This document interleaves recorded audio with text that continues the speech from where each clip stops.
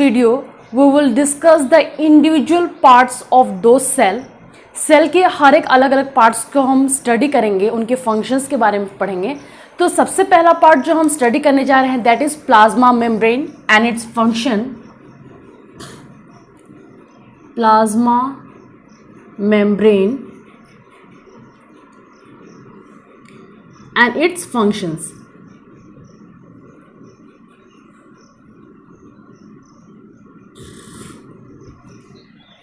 Plasma membrane, जब भी हम कोई सेल ड्रॉ करते हैं वेदर प्लांट सेल और एनिमल सेल, तो सबसे पहले हम एक आउटलाइन ड्रॉ करते हैं. तो वो जो आउटर लेयर है दैट आउटर कवरिंग की तरह जो काम करता है that is known as the plasma membrane. Outer covering of any cell that is known as the plasma membrane. Outer covering of the cell. ठीक है, अब देखिए प्लाज्मा मेम्ब्रेन को हम और भी किसी नाम से जानते हैं and plasma membrane is known as semi cell membrane या bio membrane. It is also known as cell membrane या bio membrane.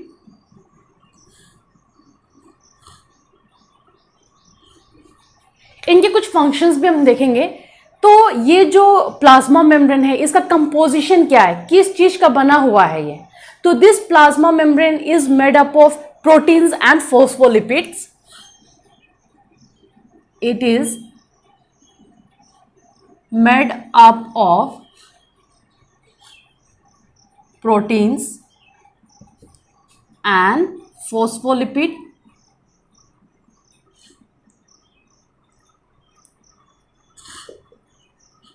Phospholipids, it is a special type of lipid in which phosphate groups are attached. अगर हम plasma membrane को example के through देखने की कोशिश करें तो plasma membrane is just like the walls of the room. जिस तरीके से ये वॉल्स हमें हमारे एक्सटर्नल इन्वायरमेंट से प्रोटेक्ट करता है, चाहे वो हीट हो, कोल्ड हो, विंड हो या फिर बहुत सारे वाइल्ड एनिमल, तो इन कई सारी चीज़ों से ये क्या करता है, हमें प्रोटेक्ट करता है. वही वैसा ही कुछ है हमारा प्लाज्मा मेम्ब्रेन. और वो प्लाज्मा मेम्ब्रेन जो भी सेल्स हैं उन सेल्स को अपने एक्सटर्नल इन्वायरमेंट से क्या करता है, प्रोटेक्ट करता है. तो हम लिख सकते हैं it protect cell from its external environment.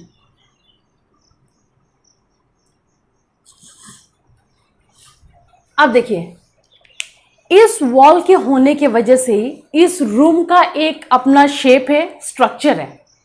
अगर ये वॉल्स ना होती तो हम इसे रूम नहीं कह सकते, है ना. तो जिस तरीके से ये वॉल्स रूम को एक शेप और स्ट्रक्चर दे रहा है, और हमने भी कई सारे सेल्स के डिफरेंट शेप्स और स्ट्रक्चर्स को देखे हैं and that is due to the cell membrane because it gives unique shape and structure to the cells. Cell membrane या plasma membrane gives unique shape and structure to the cells. अब देखिए rooms के एक structure हो गया. अब उस structures के अकॉर्डिंग हम क्या करते हैं, अपने रूम में अपनी चीजों को शिफ्ट करते हैं बिल्कुल ऑर्गेनाइज मैनर में. चाहे वो फर्नीचर हो या कोई भी अप्लायंसेस हो, हम उसको बिल्कुल उसके अनुसार वेल ऑर्गेनाइज तरीके से रखते हैं. और वैसे ही यूकैरियोट्स में हमने क्या देखा था, प्लाज्मा मेम्ब्रेन के अंदर जितने भी ऑर्गेनल्स हैं they are arrange in a very well organized manner. और वो कौन हेल्प कर रहा है, प्लाज्मा मेम्ब्रेन. तो प्लाज्मा सेल मेम्ब्रेन या plasma membrane helps in packing, किसकी, packing the organelle of cell in an organized manner.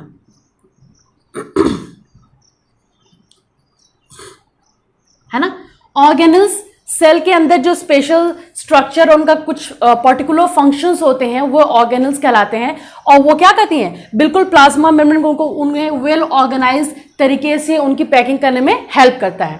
ठीक है, अगर हम क्लोजली ऑब्जर्व करें तो ये वॉल्स क्या करती हैं, it separate different rooms from each other, है ना। उसी तरीके से सेल के अंदर जो भी कंपोनेंट्स हैं उन कंपोनेंट्स को अपने नेबरिंग सेल से सेपरेट भी करता है। तो दिस सेल मेम्ब्रेन सेपरेट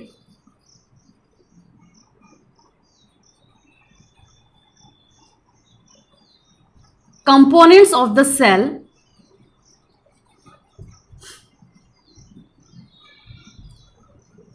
किससे, from its neighboring cell, from its neighboring cells।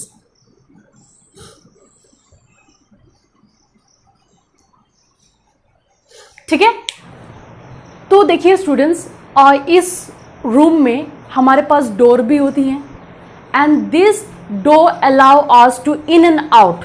ठीक है, तो हम एक तरीके से ये कह सकते हैं कि plasma membrane have its own door, जिससे कि वो चीज़ें सब्सटेंसेस को इन एंड आउट कर सकती हैं। Plasma membrane is a porous structure, flexible भी होता है, थिन होता है। ठीक है, तो वो क्या करता है, उस पोर के थ्रू वो सब्सटेंसेस को इन एंड आउट करता है। जो चीज़ें उससे रिक्वायर्ड होती हैं वो एनवायरनमेंट से लेता है, और जो चीज़ें उसकी यूज़ की नहीं है वो उन चीज़ों को क्या करता है, इनसाइड से आउटसाइड सराउंडिंग में सेंड करता है। तो ये देखिए, सेल मेम्ब्रेन जो है वो सिर्फ कुछ ही सेलेक्टेड सब्सटेंसेस को ही परमिट करता है, and that is why cell membrane is known as selectively permeable।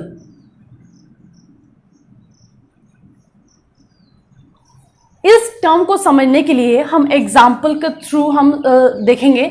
तो देखिए, हमने कहा कि जो प्लाज्मा मेम्ब्रेन है it is a porous structure. तो let's consider a membrane having a porous structure, it means pores present होती हैं through which substances can in and out। ठीक है, consider this an inner, inside the cell का surrounding है, and this is the outer side, outer surrounding। ठीक है, अब देखिए कुछ substances को हम consider करेंगे यहाँ पे। consider this as a substance,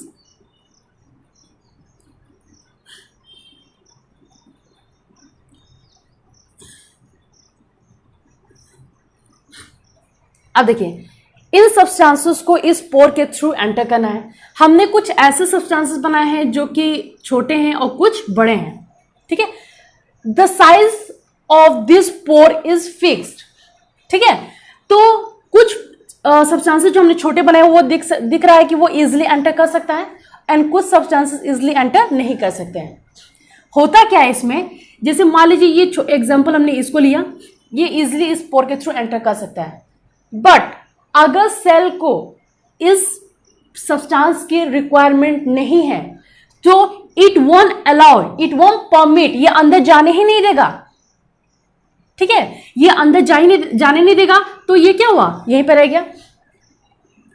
अब हम इस सब्सटेंस को कंसीडर करते हैं, ये सब्सटेंस एंटर नहीं कर सकता इजीली, बट अगर सेल को इस मेम्ब्रेन को इसकी रिक्वायरमेंट है तो ये प्लाज्मा मेम्ब्रेन इसकी हेल्प करेगा उन पार्टिकल्स को अंदर ले जाने में। कैसे, it will create a folding like structure, pouch like structure यहाँ पे होगा, और ये पार्टिकल क्या होगा, इसके अंदर एंटर कर गया, and this process is termed as endocytosis. Endocytosis हमने पहले बताया था प्लाज्मा मेम्ब्रेन बिल्कुल फ्लेक्सिबल स्ट्रक्चर होता है और वो flexibility, the flexibility of plasma membrane which allow food या अदर सब्सटेंसेस, है ना, to enter that process is term as endocytosis. अब देखिए, तो कहने का मतलब क्या है, कुछ सब्सटेंस ऐसे थे जो इजिली एंटर कर सकते थे बट सेल ने उसको परमिट नहीं किया। क्यों? क्योंकि उसको रिक्वायर्ड नहीं था, चाहे वो हार्मफुल हो या किसी वजह से उसने एंटर करने नहीं दिया। और कुछ सब्सटेंस ऐसे थे जो बड़े थे, एंटर नहीं कर सकते थे, फिर भी प्लाज्मा मेम्ब्रेन ने क्या किया, उसकी हेल्प की by the process of endocytosis. तो कहने का मतलब यह है कि यहां पे प्लाज्मा मेम्ब्रेन ने चीजों को सेलेक्ट किया है, सिर्फ सेलेक्टेड मटेरियल्स को ही अंदर जाने दे रहा है, and that is why cell membrane is known as selectively permeable. तो इसको हम कैसे लिख सकते हैं, the process of permitting specific substances is known as selectively permeable। इस टर्म को थोड़ा देख लेते हैं, एंडोसाइटोसिस। इसका भी एक एग्जांपल है अमीबा। अमीबा की जो आउटर कवरिंग है, दैट आउटर कवरिंग देखिए, है ना, अमीबा। तो जो इसकी आउटर कवरिंग है दैट इज प्लाज्मा मेम्ब्रेन। अब इस अमीबा को जब अपने फूड को कैप्चर करना होता है तो ये क्या करता है, इसकी जो मेम्ब्रेन है वो एक फॉल्स फीड क्रिएट कर लेता है which is known as pseudopodia. Pseudopodia. और इसी के थ्रू वो अपने ये फूड पार्टिकल्स हैं, है ना, और ये फूड पार्टिकल क्या करेगा, इनगल्फ कर लेगा, and this process is known as endocytosis. The flexibility of plasma membrane which permit food और some other substances is term as endocytosis. Cell membrane has pores, और उनकी पोर्स की जो साइज है वो फिक्स होती हैं, बट इसका मतलब ये नहीं है कि हम बहुत से बड़े सब्सटेंसेस को भी उसमें एंटर करा सकते हैं। No, plasma membrane allow few small substances just like carbon dioxide, oxygen and solvents like water। अब देखिए, इसका मतलब यह है कि वो few substances को ही परमिट कर रहा है, and that is why cell membrane permits few substances, है ना, सिर्फ फ्यू सब्सटेंसेस को ही परमिट कर रहा है। स्मॉल सब्सटेंसेस जैसे कि कार्बन डाइऑक्साइड हुआ, ऑक्सीजन हुआ, या फिर सॉल्वेंट्स लाइक वाटर, ठीक है, तो इन्हीं सब्सटेंसेस को परमिट कर रहा है, एंड हेंस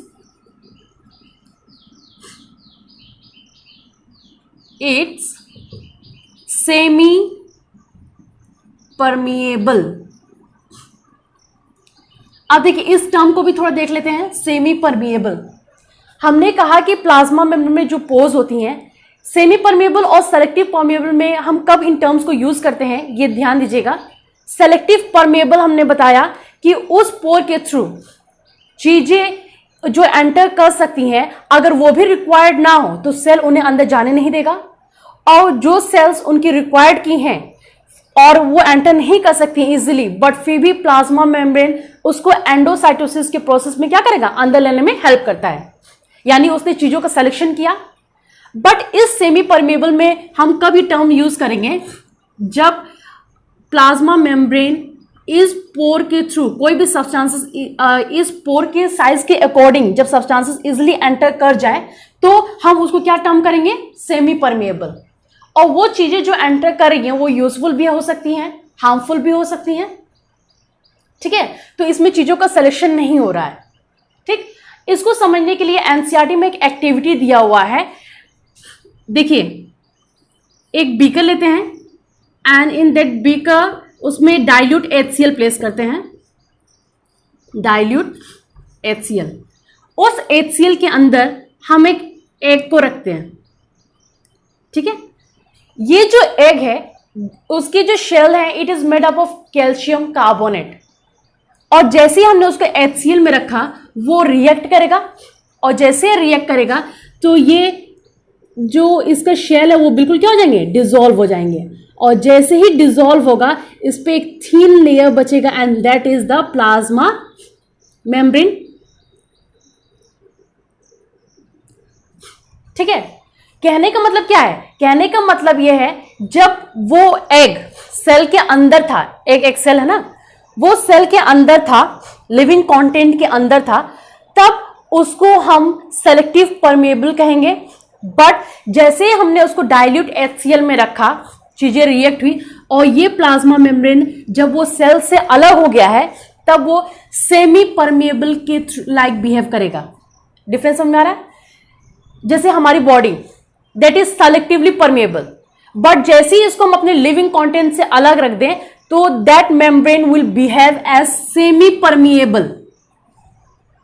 ठीक है, तो स्ट्रक्चर जो है वो चेंज नहीं हो रहा है, बस उसके जो मीडियम है वो चेंज हो जा रहा है। जैसे वो लिविंग कंटेंट के अंदर है तब वो सेलेक्टिवली परमेएबल की तरह बिहेव करेगा, और जैसे ही वो लिविंग कंटेंट के बाहर हो जाए वो मेम्ब्रेन सेमी परमेएबल की तरह बिहेव करेगा। तो इस टॉपिक में हमने बहुत सारे प्लाज्मा मेम्ब्रेन के फंक्शंस को कवर किए हैं। अब अगले टॉपिक में हम डिस्कस करेंगे कि वो चीजों को कैसे ट्रांसपोर्ट करता है।